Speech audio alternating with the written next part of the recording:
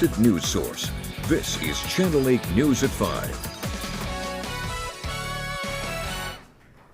Coming up tonight, the latest on a massive fire at a plant in downtown Omaha where several city blocks had to be evacuated. Plus, a deadly Memorial Day weekend across the country with more than a dozen mass shootings. But first, let's make it an event for everybody to be safe so that things aren't going wrong anymore. Neighbors comment on cars cruising on O Street. Good evening, everyone, and thank you for joining us. A devastating crash on O Street Sunday night, leaving 2 people dead and around 20 others injured. it was during this year's annual Memorial Day weekend cruise that happens on O Street. Lincoln police say 2 women in their early 20s were killed in a crash at the intersection of 52nd and O. Just moments ago, police did release the victims' names. They are being put on our website as we speak. Yes, and just before 11 o'clock Sunday night, here are the details of what exactly happened. A Ford Taurus driven by an 18-year-old man from Omaha was traveling west on O Street before it collided with another car as that driver made a left turn. The impact then sent the vehicles onto the sidewalk, hitting a crowd of people. The Ford initially rolled onto its top, pinning 2 victims underneath. It's difficult to identify who the patients are because there were people all over the place. So that was a challenge for our crews. LPD Police Chief Teresa Ewens confirms that the vehicles involved in the collision were not participating in the cruise event, but added that the future of this holiday tradition of cruising O Street will be changing and look different. We will be changing a lot of things in regards to people that are coming to Lincoln to cause havoc like that. It's not acceptable. And yes, things will change. In total, 20 bystanders were injured in the collision. The latest we have is that one of them is in critical but stable condition. And police say the investigation is ongoing and will continue. We'll be bringing you the very latest on our website, online, and of course our social media pages. Tonight we are hearing from neighbors about what that area is like nearly every weekend and how they feel about it. Channel 8's Ariana Martinez joins us from O Street with reaction from neighbors. Ariana? Yes, Rod and Megan, I spent the entire afternoon knocking on doors of neighbors in this area, wondering how they feel about O Street being so busy with either cruisers or even possibly street racers. And one neighbor told me that she's afraid she'll never be able to sell her home in the future once people hear how busy and noisy it is over the weekend. Another neighbor told me that she can't even open her windows over the weekend or overnight, even when the weather's nice outside, because she works early in the morning and the noise just keeps her up at night. But one neighbor that I did speak with didn't want to go on camera, but said the noise doesn't necessarily concern her. Every once in a while, you think, good grief, guys, go home and go to bed. But it isn't terrible. It's not ruining my life, not ruining my house. And as long as they're safe and having fun, go for it.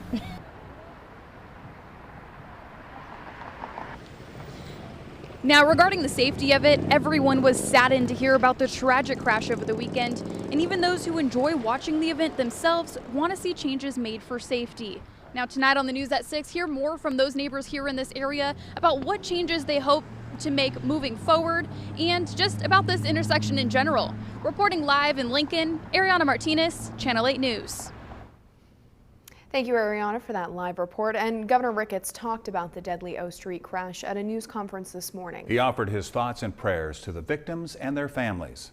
Again, we're just praying for all the families and want the families who lost their loved ones there to know that we're very sorry about that and that we just keep them in our thoughts and prayers and pray for the recovery of all those who are injured. And Governor Ricketts was also asked about potential gun control legislation and if he supports upping the age to buy a gun to 21. Well, most people here in Nebraska are law-abiding citizens, and we ought not to focus on the gun, but the person who's pulling the trigger. That's where the real problem lies. Now, the governor's remarks come after an especially violent month across the country with shootings like Uvalde, Texas, and Buffalo, New York. By the way, funerals for some of the victims in Texas started today. The nation continues to mourn the 19 children and 2 teachers lost in Uvalde. More than a dozen mass shootings over the Memorial Day weekend across the U.S. The Gun Violence Archive defines a mass shooting as 4 or more people injured or killed, and this past weekend had 14 incidents fitting that criteria. Charleston, South Carolina, Philadelphia, Pennsylvania, Chattanooga, Tennessee, just a few of the places impacted. In total, over 60 people were injured and 9 have died. Politicians on both sides of the aisle met via Zoom to discuss potential gun control legislation. ABC's Eyewitness is in Washington with more. A group of Senate Democrats and Republicans are meeting today on Zoom to continue negotiations on passing new gun laws in America. The renewed talks come after a deadly month of shootings, most notably the Buffalo supermarket shooting, where an allegedly racist gunman drove several hours to shoot and kill 10 black people, and the Uvalde Elementary School massacre that claimed the lives of 21 people, including 19 children. That's the most important thing we could do, is just show that progress is possible and that the sky doesn't fall for Republicans if they support some of these common sense measures. Some areas of focus and possible agreement among the group include expanding background checks on gun sales, which has been voted down in Congress multiple times. Red flag warnings, which would prevent someone from possessing a firearm if they have certain histories of concerning behavior. Also discussed, funding for more mental health resources. Some Republicans, like Illinois Congressman Adam Kinzinger, an AR-15 owner, are ready to increase the age limit to purchase a firearm from 18. I think that raising the age of gun purchase to 21 is a no-brainer. But one gun owner who attended the recent NRA convention in Houston says while she's heartbroken over the mass shootings, she doesn't think any new laws could prevent them. It's unnecessary and it's uncalled for, but we will never be able to stop it. President Biden, following his trip to Uvalde, Texas, is calling on rational Republicans to act and pass common sense gun laws. I think there's a recognition in their part that we can't continue like this. And in Canada, where they've already banned 1,500 assault-style weapons, Prime Minister Justin Trudeau announcing legislation that would prevent the purchase, sale, or transfer of handguns anywhere in Canada. Trudeau going on to say they're capping the market for handguns. Ike Ajachi, ABC News, Washington. And just in late this afternoon from ABC News, it involves the Uvalde Police Department and the school district police force. Apparently, the two are no longer cooperating with the Texas Department of Public Safety's investigation into the mass shooting. So far, no comment from either police agency. Now back here to local area news. Firefighters still remain on the scene of a massive fire at a plant in downtown Omaha. The blaze started last night and several city blocks had to be evacuated. For hours, around 50 firefighters were at the site last night and aerial units were brought in to help fight the flames. A battalion chief spoke to the media last night to update what was going on at that time. We're going to be here probably all night fighting this fire. We do know that you see a lot more of the black smoke because we do know that there's a lot of pallets that were stored inside. We also had the collapse of the front half of the building, so that's created more oxygen into the fire, so that's why we're getting more of a heavy fire presence at this time. Crews are actively fighting it. There's no exposures at this time to be worried about for anything else catching on fire. And a little after that interview, officials did send out an evacuation in that area. Those who could not evacuate were urged to stay inside their homes with the windows closed. The Nebraska Regional Poison Control Center says it does not yet know what chemicals from the plant were involved in the fire, but that some could cause respiratory issues or what they called CNS depression. They say one person has contacted the Poison Center for dizziness. Explosions were seen as part of the building collapsed, rupturing propane containers. We had propane bottles that exploded and some other chemicals in there. We're not sure what chemicals they were that exploded, but we did have a projectile flying at least 50 feet in the air from those explosions. Authorities are not sure what caused the fire and they're still investigating. So far, no damage amount has been given. This spring brought Nebraska devastating wildfires to the central part of the state. And now community members have rallied together to raise funds and support rural fire departments. The Nebraska Strong T-shirt fundraiser to help support local fire departments that battled the Road 702 fire brought in $8,500. That money will be delivered to 5 different agencies. The Road 702 fire torched more than 44,000 acres back in April and also claimed the life of former Cambridge Fire Chief John Trumbull. All right, let's get to your first forecast now. Meteorologist Malcolm firing in tonight, and after a very windy weekend, a lot of folks headed back to work. How's it looking? Yeah, it's almost like the winds they just torpedoed right into the ground. We are not dealing with windy conditions today. It's cooler. It's also less windy. A very nice day to be outside. Here's a live look over our groundworks camera. And we've had quite a bit of sunshine today, but we do have some fair weather clouds looking live outside the station. High temperatures today in the upper 70s to near 80 degrees so far. We've topped out at 79 degrees at Lincoln Airport, 80 degrees in Beatrice, 73 in Kearney, 76 the high in Grand Island, Aurora, and Hastings. At this point, still in the upper 70s in Lincoln at 78 degrees, 73 in York, 79 in Beatrice. If you have to or have any outdoor plans this evening, yeah, get outside and enjoy it because it's also not humid. Dew points right now are below that 60-degree mark. That's kind of the threshold we say for it starting to feel a little bit uncomfortable. So fantastic weather this evening, and yeah, the winds also not all that impressive as well.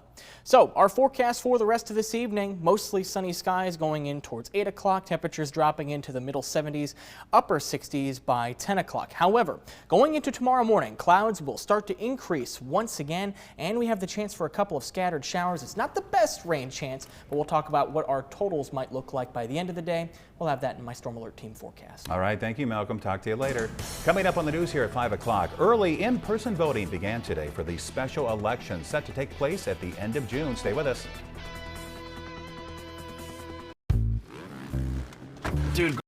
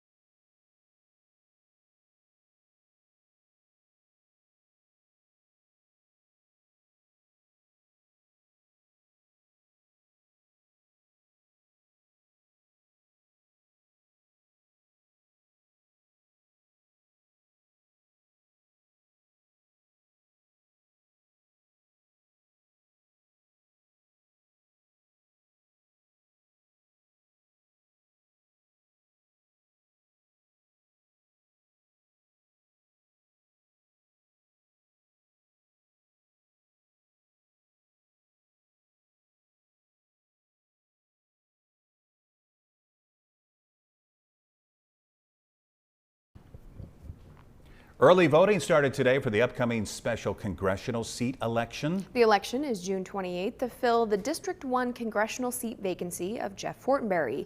Either Democratic Patty Pansing Brooks or Republican Mike Flood will serve out the last few months of Fortenberry's term.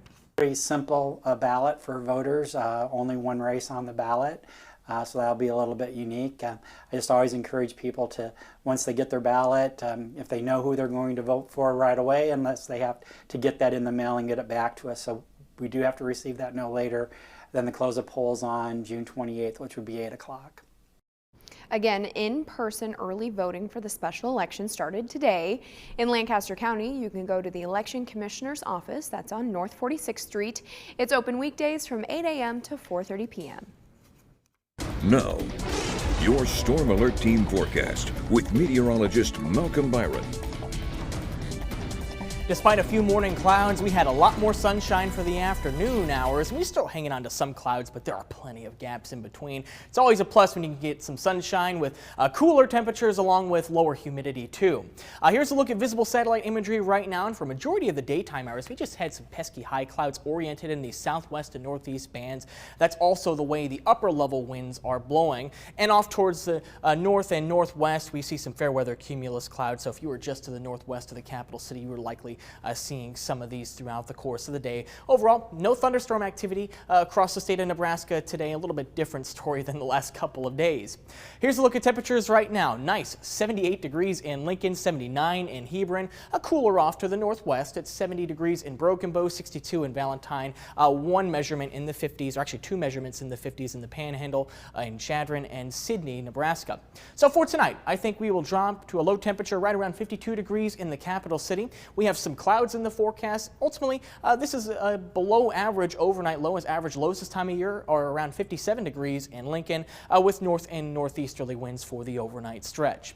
Now, mostly clear skies by about 6 o'clock, but off towards the southeast. Remember that front we had moved through yesterday? It's now positioned off to our south, and we'll see some shower and thunderstorm development to our south. We're not expecting to see any of this tonight, but some of the high clouds that emanate from these may try to filter their way into southeast Nebraska overnight tonight, and ultimately we may have to contend with a few of these. However, by 2 a.m. we're going to be watching some thicker cloud coverage off in the western part of the state, and that'll arrive in central and eastern Nebraska early tomorrow morning. So this is what we'll have to contend with for much of the day on Wednesday. The clouds will thicken up as we go throughout the daytime hours, and as we get closer and closer to lunchtime, we may have a couple scattered showers on the radar. Now, this may be just a little bit too soon. We have some dry air that we have to overcome first, and whenever we have dry air in the low levels of the atmosphere, the onset time of this precipitation tends to get delayed. So at some point, I'd say probably starting around lunchtime, we have the chance to see a couple of scattered showers, and these could persist going into the afternoon hours. By the time we get towards the evening on Wednesday, I do believe that some of these showers will be on their way out. So for your Wednesday, it's even cooler, 69 degrees the forecast high, mostly cloudy, some scattered rain in the forecast with northerly winds at around 5 to 12 miles per hour.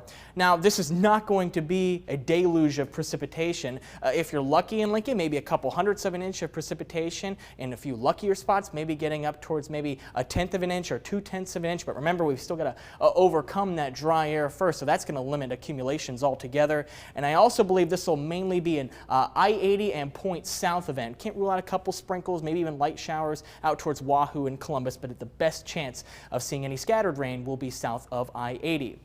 Going forward, temperatures will start to warm up on Thursday, 77 degrees the high, maybe back up into the lower 80s on Friday, but then we start to cool off on Saturday as we have another weak disturbance starting to move on by. That does bring the chance for a couple of scattered showers and thunderstorms. And you'll notice we have isolated to scattered showers and storms pretty much all the way through the weekend and even going in towards next week. I don't think it's going to be raining at every single point in the day. It's just kind of scattered thunderstorms. There will be dry points, but you'll have to dodge these.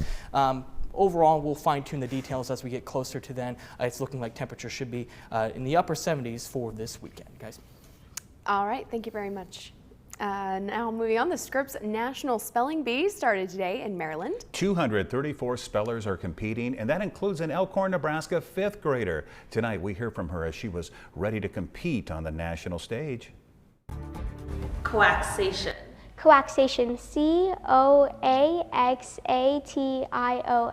You're a genius. Fifth grader Ananya Prasanna got her start in spelling as a way to not feel left out. I first started by competing in a local bee because all my friends were in it. So I was like, hey, I probably should try this out. In fact, I was not even there for the first event. I was in Atlanta, right? And she said, I'm taking her to a bee program. And I was like, and then she calls me after a few hours and like, she came in second. I'm like, what? I'm not even expecting her, and she just participated for fun. She signed up a few days before without preparing. Now she's competing in the Scripps National Spelling Bee. It took me about 1 day to realize I was even going. So yeah, it was kind of exciting, happy, and yeah, a bit of confusion. Ananya had to get used to the idea of studying outside of school. I use dictionaries and study lists, and me and my mom, we look at the past videos of spelling bees and we just see the patterns. But now it's grown into more than just a hobby. This is me getting first place in April 2021. Spelling bee is a lifestyle for us. Yeah. Her love for spelling has allowed her to find other interests. I like to read and, you know, draw and paint and play piano. Saying she wants to be a microbiologist. I was like, well, what is this COVID and like, what is it causing really? So I got more interested in bacteria and I started searching through all different types of bacteria. I even did some dictionary diving on different types of words that had to do with bacteria and science. While she's got her tips and tricks heading into competition. Not to show the nervousness on your face when spelling and just keep calm and spell on. She's most excited to make new friends. I love that story. Rod, I don't know if you remember, but back a few years ago, we were actually quizzed live on air with a couple of the words that the competitors are supposed to spell, and we got nowhere close. I was going to say, let me guess, I did terribly. We were literally nowhere close. Some of the words that those kids have to do are just so impressive. Oh, I'm very impressed with their knowledge and how they're able to do this with everybody watching. Yes. By the way, the champion of the Scripps Spelling Bee wins $50,000 in cash, a medal, and of course, the Scripps Cup. Here's a look at Wall Street today. Not a great day. The Dow falling 223 points. NASDAQ is down about 50. Here are some of your local numbers as well. You're watching Channel 8, Nebraska's trusted news source.